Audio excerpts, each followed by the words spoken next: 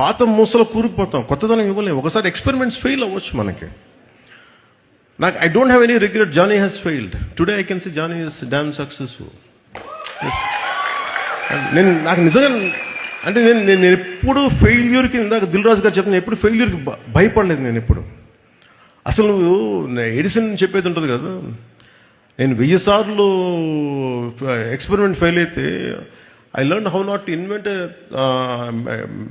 Bulb for 1001 times. అంటే ఎలా కనిపెట్టకూడదు నాకు అర్థమైందండి. Failure should be taken as a positive constructive step to go progress. So నేను ఎప్పుడు ఫెయిల్యూర్ని ఒక ఎదుగుదలకు మెట్టుగానే చూస్తాను తప్ప అది నేను అవరోధంగా ఎప్పుడు చూడను. సో నేను ఎప్పుడో మొదలుపెట్టిన థాట్ అది ఎలా ఉంటుందో నేనేం చెప్పలేదు దానికి. నాకు కూర్చోబెట్టి లుకే సాంగ్ పెట్టి తమ్ముడితో నాకు చెప్పలేదు వీళ్ళు. నేను చెప్పిన వద్దనేవాడినేమో.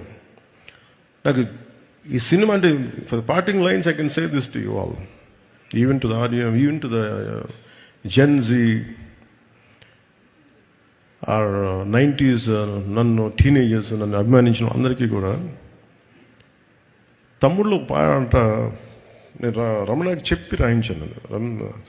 Ramana was by then he was Sybase అని ఒక ఐటీ కంపెనీ ఉండేది. So I think close to $1 billion company, $500 million company. దానికి CEO అవుతాను.